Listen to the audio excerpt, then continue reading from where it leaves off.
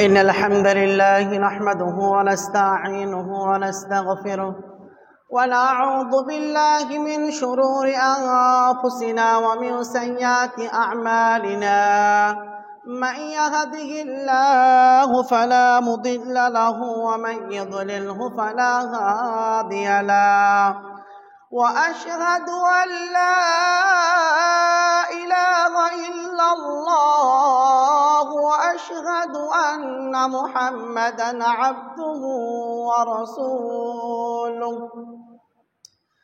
أعوذ بالله من الشيطان الرجيم بسم الله الرحمن الرحيم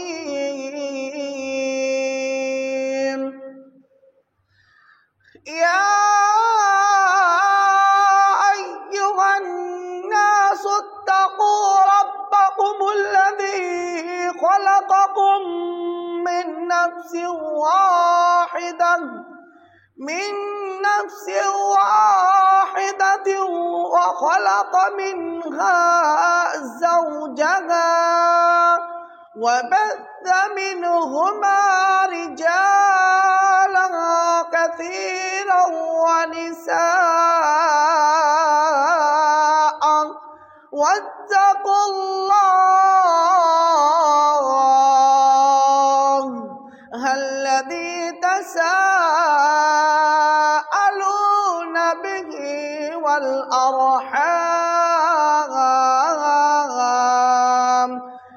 إن الله كان عليكم رقيبا يا أيها الذين آمنوا اتقوا الله وقولوا قولا سديدا يصلح لكم أعمالكم ويغفر لكم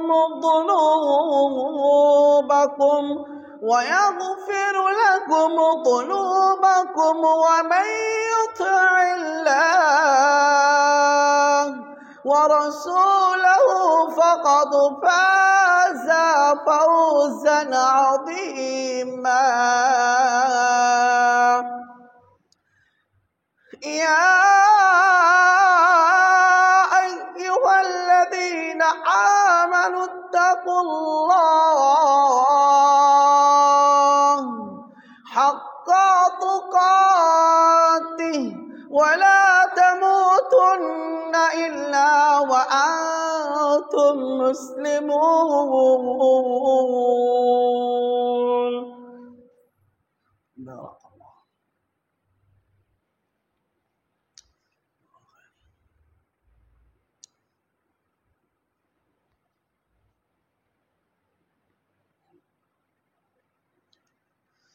الحمد لله رب العالمين والصلاة والسلام على أشرف الأنبياء والمرسلين وبعد أعوذ بالله من الشيطان الرجيم بسم الله الرحمن الرحيم يا أيها الذين آمنوا أطيعوا الله وأطيعوا الرسول ولا تبطلوا أعمالكم وقال النبي الكريم صلى الله عليه وسلم في الحديث من أحدث في أمرنا هذا ما ليس منه সমস্ত প্রশংসা সেই মহান আল্লাহ রাব্বুল আলামিনের নিমিত্তে যেই মহান স্রষ্টা মহান রব যিনি আমাদেরকে এই পবিত্র জুমার দিনে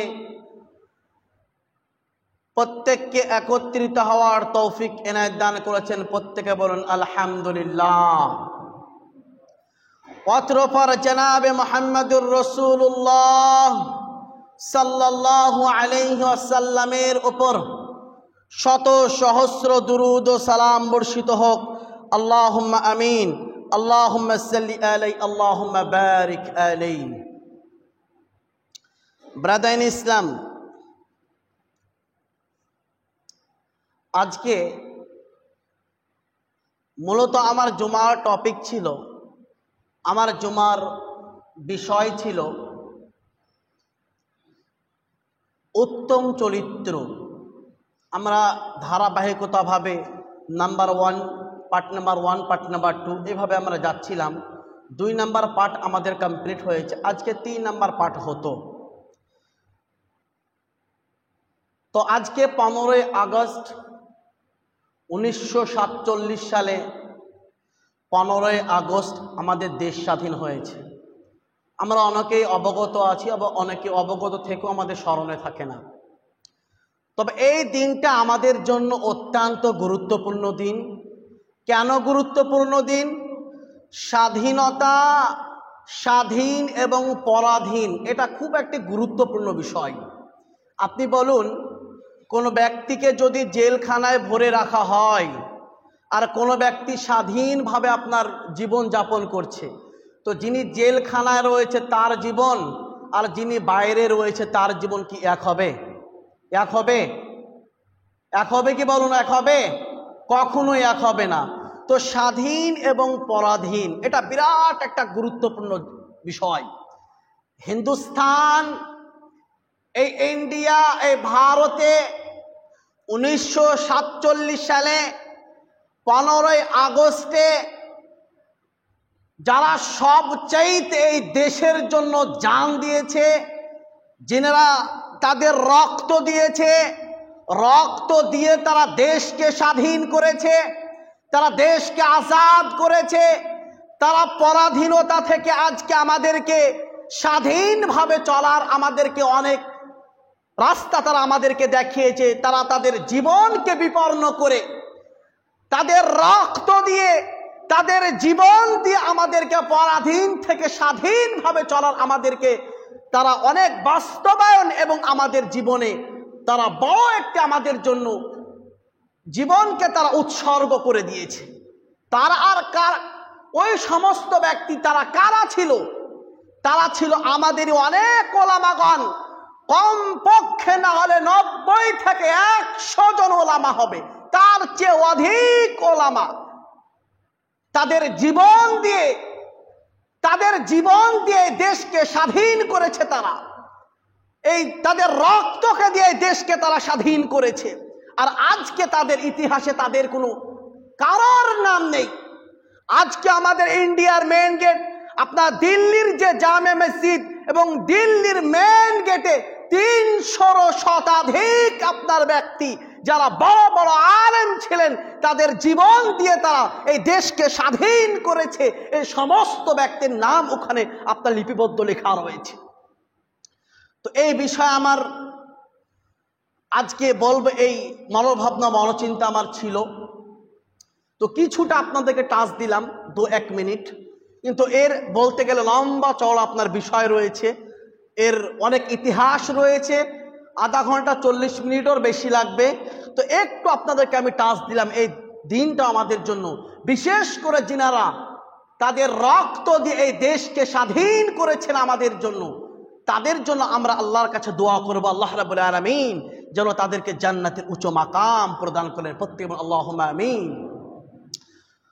তো 3 নাম্বার যে টপিক, যে বিষয় নিয়ে আমি বলবো বলে মনস্থির করেছি, সেটি হলো যেটা আমাদের জন্য অতীব প্রয়োজন, সেটি হচ্ছে কিছু বিদআত।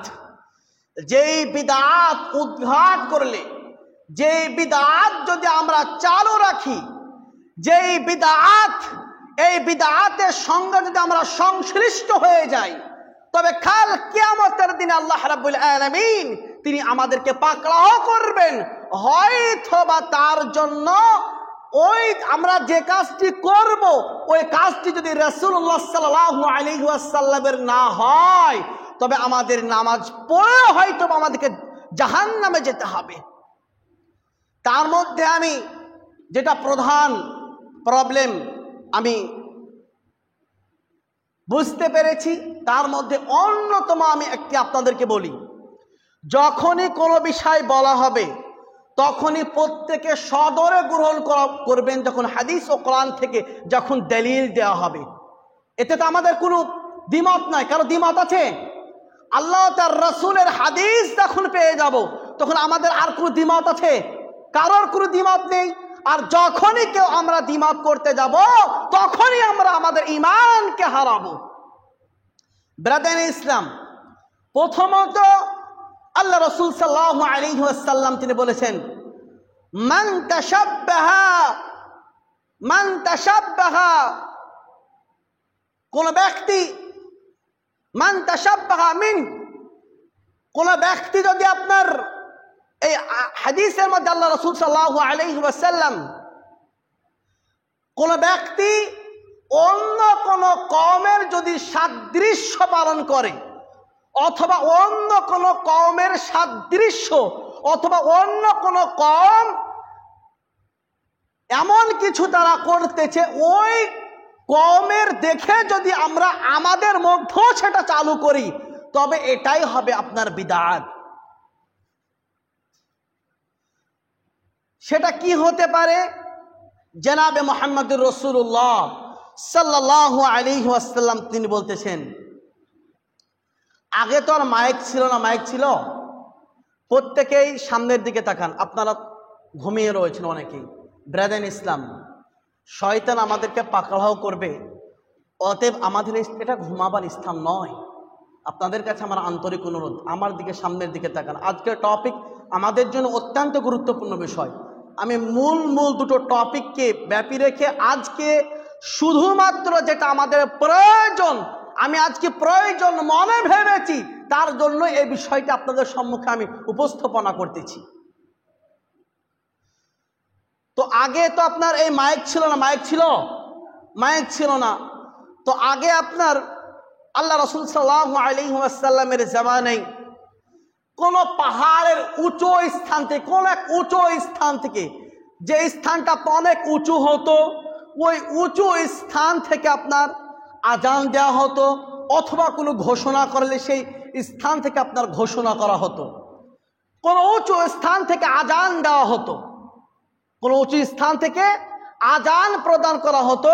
যে আজানটা উঁচু স্থান থেকে যদি বলা যায়, আপনি যদি এই ছাদের উপর থেকে যদি কোনো বার্তা কাউকে দেন তো আশপাশের অনেকগুলো মানুষ শুনতে পাবে। কোন উঁচু স্থান থেকে আপনার ওই আওয়াজটা বিভিন্ন দিকে ছড়ে যাবে, অনেকে কিন্তু শুনতে পাবে। তো আপনার মদিনাতে, মক্কায় এরকম অনেক ফাঁকা স্থান রয়েছে যে স্থানে আপনার কোনো খবর অথবা আজান আপনার কোনো উঁচু স্থানে দেওয়া হতো, যাতে মানুষ অনেক উপকৃত হতো। তো ওই সময় ইহুদি খ্রিস্টান তারা আপনার কি করত, কোনো ব্যক্তি যদি মারা যেত তারা ওই উঁচু স্থানে উঠে তারা মানুষকে খবর দিত যে ওই ব্যক্তি আজকে মারা গেছে, ওই ব্যক্তি আজকে কি করেছে, ওই ব্যক্তি আজকে মারা গেছে, এইভাবে তারা খবর দিত। তো ইহুদি খ্রিস্টান এবং অন্যান্য ধর্মাবলম্বী তারা যখন কোনো কাজ করবে ওই বিষয়ের আমাদেরকে কি করতে হবে, আপনার তারা যখন কোনো কাজ করবে তাদের উল্টো আমাদেরকে করতে হবে। কি করতে হবে বলুন? উল্টোটা আমাদেরকে করতে হবে। তাদের যে বিষয় রয়েছে ওই বিষয় যদি আমরা করি তবে আল্লাহ রাব্বুল আলামিন কিন্তু আমাদেরকে পাকড়াও করবেন। কি করবেন? আল্লাহ রাব্বুল আলামিন কি করবেন? আমাদেরকে পাকড়াও করবেন। অতএব তাদের সাদৃশ্য আমাদেরকে পালন করা যাবে না। এটা রাসূলুল্লাহ সাল্লাল্লাহু আলাইহি ওয়াসাল্লাম থেকে বহির্ভূত নয়। অতএব এটা আমাদেরকে করা যাবে না, জেনে রাখুন। তো ওলামাগণ, আহলুল হাদিসদের মানহাজে সালাফে সালেহ যত মাশায়েখগণ রয়েছেন, যত ওলামাগণ রয়েছেন, প্রায় অধিক ওলামা একমত রয়েছে যে মসজিদের মাইক থেকে কোনো আপনার মৃত্যুর ঘোষণা করা যাবে না। কি বললাম?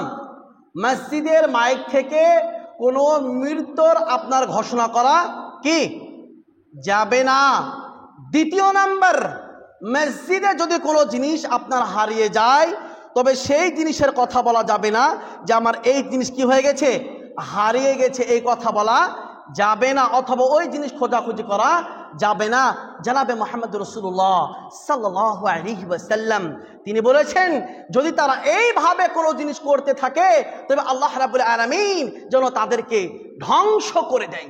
এইরকম তাদের মন মানসিকতা করে তারা রাখে। অতএব যদি আপনার কোনো ব্যক্তির মৃত্যুর খবর দেওয়ার প্রয়োজন পড়ে, তবে আজকে তো আমাদের জন্য অনেক সুবিধা হয়ে গেছে। সুবিধা হয়নি বলুন?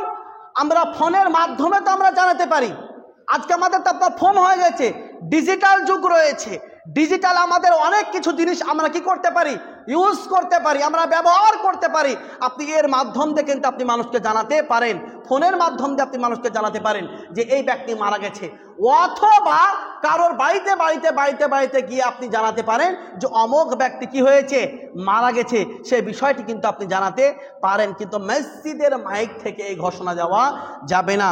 দেখুন মহান আল্লাহ রাব্বুল আলামিন সূরা আল ইউসুফের 108 নম্বর আয়াতের মধ্যে বলছেন, কুল হাদিহি সাবিলি আদউ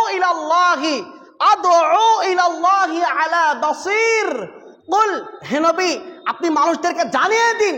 কুল এটা আমরের সেগা, আমর মানে বলা হয় হুকুম, নির্দেশ। এটা আল্লাহ রাব্বুল আলামিন আমর, হুকুম করতে। কুল, কুল নবীকে বলতেছে, কুল হে নবী আপনি মানুষদেরকে জানিয়ে দিন। কি জানিয়ে দিন? হাদিহি সাবিলি। হাদিহি আরবি অ্যারাবিক গ্রামারে বলা হয় হাদা মানে আপনার নিকটতম বিষয়কে বোঝানো হয়, আর দালিকা মানে বোঝানো হয় দূরবর্তী কোনো স্থানকে বোঝানো হয়। তো হাদিহি সাবিলি এটাই রয়েছে আমার রাস্তা। উদউ ইলাল্লাহি আলা বাসীর, এবং আপনি মানুষকে জানিয়ে দিন তারা যেন কোনো বিষয় দলিল সাপেক্ষে তারা গ্রহণ করে।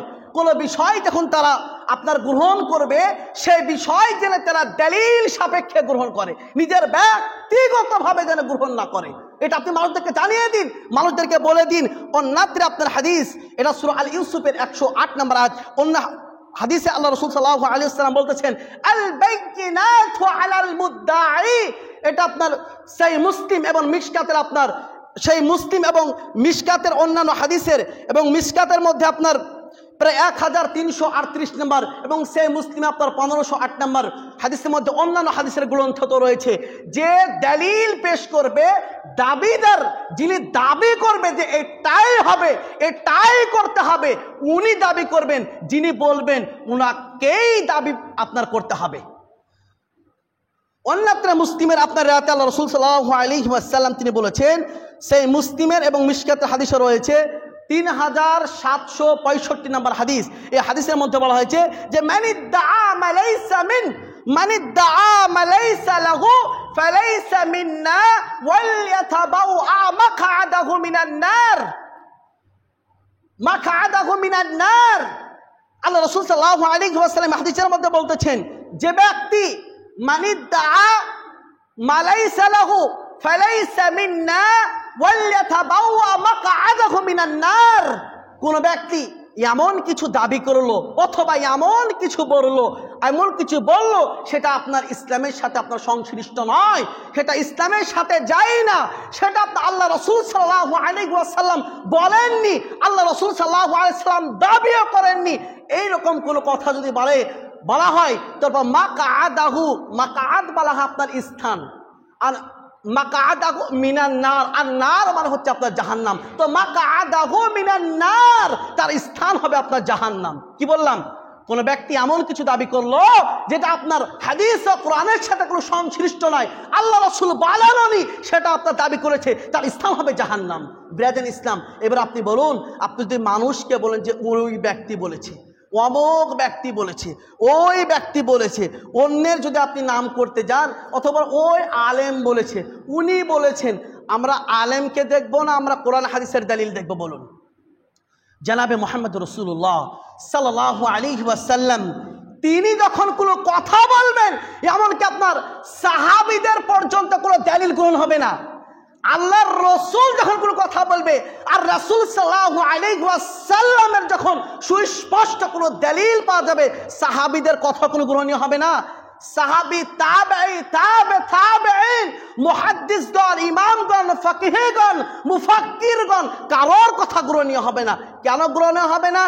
উনি যিনি বলতেছেন উনি রাসূল, আল্লাহর প্রেরিত রাসূল, ওয়ামা ইয়াউতিকু আনিল হাওয়া ইন হুয়া ইল্লা ওয়াহয়ু ইউহা, যিনার পক্ষে স্বয়ং আল্লাহ রাব্বুল আলামিন জিবরিল আলাইহিস সালাতু ওয়াস সালামের মারফতে আপনার কোন বার্তাকে আপনার পৌঁছানো হতো মুহাম্মদ সাল্লাল্লাহু আলাইহি ওয়াসাল্লামের কাছে। সূরা, তো এই আল্লাহ রাব্বুল আলামিন যিনাকে প্রাণ করতেন, যিনার মাধ্যম দিয়ে উনি জিবরিল আলাইহিস সালাতু ওয়াস সালামের মাধ্যম দিয়ে, আর উনি নিজের ব্যক্তিগতভাবে কোনো কথা বলতেন না। যে কোনো কথা বলতেন, প্রত্যেকটি কথা আল্লাহ রাব্বুল আলামিনের পক্ষ থেকে বলতেন, নিজের ব্যক্তিগতভাবে কোনো কথা বলতেন না। এবার আপনি বলুন, আপনি দলিল বানাবেন, মানুষকে দলিল বানাবেন, না আপনি হাদিসকে দলিল বানাবেন? কোনো আলেমকে দলিল বানাবেন? আপনি আলেমকে দলিল বানাবেন যে ওই মসজিদে হচ্ছে, অমুক ব্যক্তি বলেছে, আব্দুল সাত্তার বলেছে, আব্দুল গাফফার বলেছে, আব্দুল ওয়াদুদ বলেছে, ওই ব্যক্তি বলেছে। আরে ব্যক্তি তো দূরের কথা, ব্যক্তির মূল্যায়ন করা হচ্ছে না এখানে। এখানে কথা বলা হচ্ছে, দলিলের কথা বলা হচ্ছে, হাদিস ও কোরআনের কথা বলা হচ্ছে। হাদিস ও কোরআন থেকে যদি সেটা প্রমাণিত না হয়, তার কথা গ্রহণীয় হবে না। আল্লাহ রাব্বুল আলামিন সূরাতুন নাহলের 43 থেকে 44 নম্বর আয়াতের মধ্যে বলেছেন, ফাসআলু আহলাদ যিকর ইয়াকুতুম লা তা'লামুনা বিল বাইয়িনাতি ওয়াজ যুবর। ফাসআলু, এটাকে বলা হয় আপনার, এটাও জামার সিগা। জামা বলা কোরআনে যত জায়গা হয়েছে আপনার, যত জায়গায় ব্যবহার হয়েছে আপনার 1 2 3, 1 2 ব্যবহার হয়নি। কোরআনে যত জায়গায় ব্যবহার হয়েছে, কয়েকজন, কোরআনটাকে আপনার কয়েকজনের জন্য রয়েছে। কোরআনে যত অর্থ ব্যবহার হয়েছে এবং যা কিছু ব্যবহার হয়েছে বিশ্বব্যাপী সারা পৃথিবীর মানুষের জন্য, অতএব এখানে জামার সিগা ব্যবহার করা হয়েছে। এবং এখানে পুরো ফাসআলু, তোমাদের মধ্যে যারা জ্ঞানী ব্যক্তি আছে, জ্ঞানী ব্যক্তি, আহলে যিকর এবং আহলে কোরআন, আহলে হাদিস, আহলুল হাদিস, আহলে হাদিসদের যা মানহাজে সালাফে সালেহ, এবং ওই সমস্ত ব্যক্তিরা যারা যে কোনো ওই সমস্ত বিষয়ে পারদর্শী রয়েছে, জ্ঞানী রয়েছে, ওই সমস্ত ব্যক্তিদের কাছে তোমরা জেনে নাও বিল বাইয়িনাতি ওয়াজ যুবর, দলিল সহকারে জেনে নাও। কোনভাবে জেনে নাও? দলিল সহকারে জেনে নাও। আর দলিল সহকারে আপনি যখনই জানবেন না, তখনই আপনি বিভ্রান্তে পড়বেন, তখনই কিন্তু আপনি কি পিছিয়ে পড়বেন? বিভ্রান্তের মধ্যে পড়ে যাবেন। যে অমুক আলেম বলেছে, অমুক ব্যক্তি বলেছেন, কোনো ব্যক্তির কথা নয়। আগে বলতে আপনি যে কথা বলছেন তার দলিল কোথায় রয়েছে? নিজের মন গড়া কোরআন হাদিসে কোন কথা বলা যাবে না। আল্লাহু আকবার। নিজের মন গড়া যদি আমরা কোনো কথা বলে দিই, তো আল্লাহ রাব্বুল আলামিন তিনি আমাদেরকে ছেড়ে কিন্তু কথা বলবেন না। অতএব আমাদেরকে মন গড়া কোরআন হাদিসে কোনো কথা বলা যাবে না। দেখুন আল্লাহ রাব্বুল আলামিন সূরা হাশরের 57 নম্বর 59 নম্বর সূরা, 59 নম্বর সূরা এবং 7 নম্বর আয়াতে আল্লাহ রাব্বুল আলামিন বলতেছেন, ওয়ামা আতাকুমুর রাসূল, রাসূলুল্লাহ সাল্লাল্লাহু আলাইহি ওয়াসাল্লাম তোমাদেরকে যেটা দিয়েছেন, ফাখুযুহু, সেটা তোমরা সদরে গ্রহণ করে নাও। কিভাবে গ্রহণ করবে? ফাখুযুহু, সেটা তোমরা সদরে গ্রহণ করে নাও। ওয়ামা নাহাকুম, রাসূলুল্লাহ সাল্লাল্লাহু আলাইহি ওয়াসাল্লাম তোমাদেরকে যেটা বারণ করেছেন, ওয়ামা নাহাকুম আনহু ফান্তাহু, এবং রাসূলুল্লাহ সাল্লাল্লাহু আলাইহি ওয়াসাল্লাম তোমাদেরকে যেটা বারণ করেছেন, ফান্তাহু, সেটা তোমরা ত্যাগ করো। ওয়াত্তাকুল্লাহ, তোমরা আল্লাহকে ভয় করো। কাকে ভয় করতে হবে? কাকে ভয় করতে হবে বলুন? মানুষকে ভয় করা যাবে? মানুষকে ভয় করা যাবে? আমাদের সাহাবীরা সদা সর্বদা দোয়া করতেন, আস্তাগফিরুল্লাহাল্লাযী লা ইলাহা ইল্লা হুয়াল হাইয়ুল কাইয়্যুম ওয়া আতুবু ইলাইহি। সাহাবীদের যে আপনার ভুল ত্রুটি হয়নি এমনটা নয়, তাদেরও ভুল ত্রুটি হয়েছে, কিন্তু ভুল ত্রুটির সঙ্গে সঙ্গে তার নিজেকে আল্লাহ রাসূল সাল্লাল্লাহু আলাইহি ওয়াসাল্লামের কাছে নিজেকে বলেছে, আল্লাহ রাসূল আমি এই গুনহায় নিয়োজিত হয়ে গেছি অথবা এই গুনহা করে ফেলেছি। আল্লাহ রাসূল সাল্লাল্লাহু আলাইহি ওয়াসাল্লাম তাকে সঙ্গে সঙ্গে পথ বলে দিয়েছেন যে তুমি আল্লাহর কাছে ইস্তিগফার করো, আল্লাহর কাছে তওবা করো, আল্লাহ রাব্বুল আলামিন তোমাকে যেন ক্ষমা করে দেন। তো আল্লাহ রাসূল সাল্লাল্লাহু আলাইহি ওয়াসাল্লাম কোন হাদিসের মধ্যে বলা হয়েছে যে কুল্লু বানি আদম খাত্তা ওয়া খায়রুল খাত্তাঈনা মিনাত তাওয়াবুনা, প্রত্যেক আদম সন্তান হচ্ছে আপনার উত্তম অপরাধী। অপরাধী তারাই, এবং অপরাধ করার পরে তুই অপরাধ করেছে, অন্যায় করেছে, অন্যায় করার পরে আল্লাহ রাব্বুল আলামিনের কাছে তওবা করেছে, ইস্তিগফার করেছে। অতএব আমরা ইতিপূর্বে যতবার এই মসজিদের মাইক থেকে আমরা ঘোষণা করেছি, এই ঘোষণার জন্য আমাদেরকে আল্লাহ রাব্বুল আলামিনের কাছে ক্ষমা চাইতে হবে। এটা একেবারেই কোরআন হাদিসের সাথে কোনো সংশ্লিষ্ট নয়, এটা একেবারেই বিদআত রয়েছে। মানহাজে সালাফে সালের যত আলাম, যত মাশায়েখগণ রয়েছে, আকাবির ওলামা রয়েছেন, সমস্ত ওলামাগণ এতে একমত রয়েছে যে না, কিছু ওলামা দ্বিমত করার পরও কিন্তু আপনার অধিকাংশ ওলামাগণ একমত রয়েছে না, মসজিদের মাইক থেকে এই সমস্ত বিষয় ঘোষণা করা যাবে না। তার চেয়ে তো এখন আমাদের আরও অনেক সহজ পদ্ধতি হয়ে গেছে আলহামদুলিল্লাহ। আজকে বলুন তো, আমরা ধরেন কলকাতায় যাব, আজকে কলকাতায় যাব, রাত্রে আমাকে যেতে হবে 1টার সময় যেতে হবে, আমরা 11টার সময় মোবাইলে অ্যালার্ম দিয়ে রাখছি কিনা বলুন, রাখছে কিনা বলুন। তখন আমরা ঠিক 11টার সময় আমরা উঠে পড়ছি আমরা সঙ্গে সঙ্গে। আর যখনই আমরা বলা হচ্ছে যে আপনার মসজিদের মাইকে কি করতে হবে, মসজিদের মাইকে মৌলভী সাহেব আপনি বলুন, আর খাওয়ার 10 মিনিট সময় রয়েছে, আর খাওয়ার 15 মিনিট সময় রয়েছে, আর সময় চলে গেল, আর কিছুটা সময় রয়েছে, আপনি বলুন। গ্রামে অনেক বয়োবৃদ্ধ মানুষ থাকতে পারে না, যাদের আপনার প্রথম রাত্রিতে ঘুম আসে না, অথবা আপনার মধ্যরাত্রিতে ঘুম আসে না, শেষ রাত্রিতে তাদের ঘুম আসে। আপনি যদি ওইভাবে বারবার এলান করতে থাকেন, তাহলে মানুষের ওতে আপনার ঘুম নষ্ট হবে না? লা ইউকাল্লিফুল্লাহু নাফসান ইল্লা উসআহা, যেটাকে আপনার আল্লাহ তাবারক ওয়া তাআলা মানুষের উপরে এমন কোনো বোঝ চাপিয়ে দেননি যেটা মানুষের জন্য কষ্ট হবে, আর আপনি বারবার মানুষকে কষ্ট দিচ্ছেন। এমন তো সময় তো হয় আপনার ক্লাস 10, 11, 12 অনেক সময় এক্সাম থাকে, তো ওই এক্সামের সময় বারবার আপনি ঘোষণা করতেছেন। তো এইভাবে ঘোষণা করলে যারা রাত্রি 1টার সময় ওঠে, যারা রাত্রি 2টার সময় উঠে, যারা পড়াশোনা করে, রাত্রিতে তাড়াতাড়ি ঘুমিয়ে যে আপনার ওই রাত্রিতে উঠে আপনার ভালোভাবে পড়াশোনা করে, সেই সময় পড়াশোনা আপনার ভালো পড়াশোনা হয়। আপনি বলুন, ওই সময় যদি বারবার আপনি ঘোষণা করতে থাকেন, তাহলে তার পড়া ডিস্টার্ব হবে না? তার পড়ার ক্ষতি হবে না? আপনার জন্য কত ক্ষতি হচ্ছে দেখুন। তাহলে ইসলাম এমন কিছু বলেননি যাতে আপনার, ইসলাম এমন কিছু বলেননি এবং এমন কিছু পারমিশন দেননি যাতে আপনার কি হোক, কারোর কোনো ক্ষতি হোক। অতএব এই জিনিস থেকে আমাদেরকে কি থাকতে হবে বলুন? বিরত থাকতে হবে। আল্লাহর কাছে দোয়া করি, আল্লাহ তুমি আমাদের প্রত্যেককে এই বিষয় থেকে তুমি আমাদেরকে বিরত থাকার তৌফিক এনায়েত দান করো প্রত্যেক, আল্লাহুম্মা আমিন।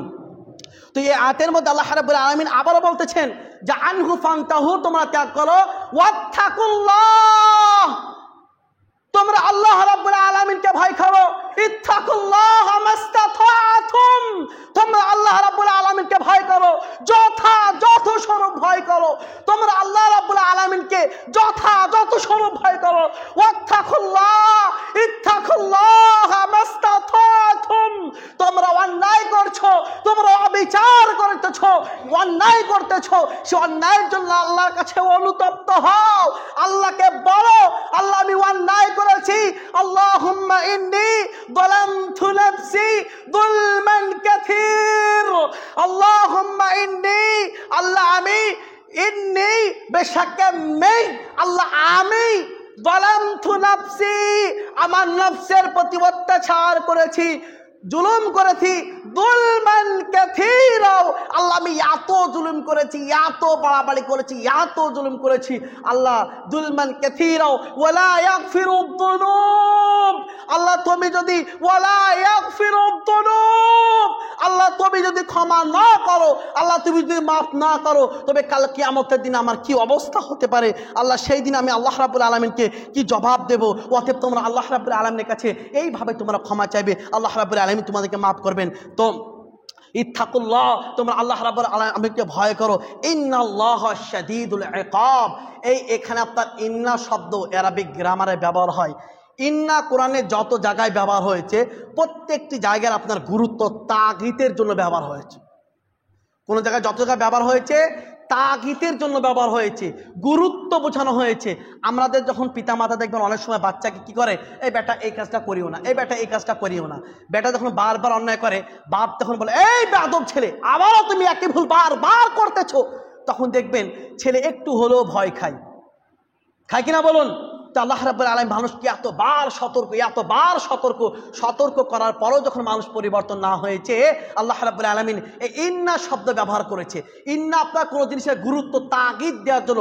তো ইন্নাল্লাহা শাদীদুল ইকাব, নিশ্চয় আল্লাহ রাব্বুল আলামিন, অবশ্যই আল্লাহ রাব্বুল আলামিন শাদীদুল ইকাব। শাদীদ বলা হচ্ছে আপনার সখ্ত, সখত, কঠিন থেকে কঠিন। আর আল ইকাব শব্দ অর্থ আপনারা সাজা। আল্লাহ রাব্বুল আলামিন এমন কঠিন থেকে কঠিনতম সাজা তোমাদেরকে প্রেরণ করবে, যে সাজা তোমাদের সইবার মতো ক্ষমতা তোমাদের নেই। অতএব শেষের বেলা আমি আল্লাহর কাছে দোয়া করি, হে আল্লাহ, তুমি আমাদেরকে এই বিদআত থেকে এবং যে বিষয় আল্লাহ রাসূল সাল্লাল্লাহু আলাইহি ওয়াসাল্লাম আমাদেরকে বিরত থাকতে বলেছেন, এই বিষয় থেকে যেন আমরা প্রত্যেকে বিরত থাকতে পারি। প্রত্যেকে বলুন আল্লাহুম্মা আমিন। আল্লাহর কাছে আরও দোয়া করি, হে আল্লাহ, ইসলামের নিয়ম নীতি আহকাম শরঈ বিধানকে যেন আমরা পঙ্খানুপুঙ্খভাবে আমরা প্রত্যেকেই এর প্রতি আমল করতে পারি। প্রত্যেকে বলুন আল্লাহুম্মা আমিন। আল্লাহর কাছে আরও দোয়া করি, হে আল্লাহ, তুমি আমাদের ত্রুটি বিচ্যুতিগুলোকে আল্লাহ তুমি ক্ষমা করে দাও, এবং তুমি আমাদেরকে জান্নাতের সবচেয়ে উঁচু স্থান জান্নাতুল ফেরদাউস পাওয়ার তৌফিক ইনায়াত দান করো। প্রত্যেকে বলুন আল্লাহুম্মা আমিন। ওয়া আখিরু দাওয়ানা আলহামদুলিল্লাহি রাব্বিল আলামিন। আল্লাহুম্মা সাল্লি আলা মুহাম্মাদ ওয়া আলা আলি মুহাম্মাদ কামা সাল্লাইতা আলা ইব্রাহিম ওয়া আলা আলি ইব্রাহিম ইন্নাকা হামিদুম মাজিদ। আল্লাহুম্মা বারিক আলা মুহাম্মাদ ওয়া আলা আলি মুহাম্মাদ কামা বারাকতা আলা ইব্রাহিম ওয়া আলা আলি ইব্রাহিম ইন্নাকা হামিদুম মাজিদ। সুবহানাকা রাব্বিকাল ইজ্জাতি আম্মা ইয়াসিফুন ওয়া সালামুন আলাল মুরসালিন আলহামদুলিল্লাহি রাব্বিল আলামিন। আমিন সুম্মা আমিন।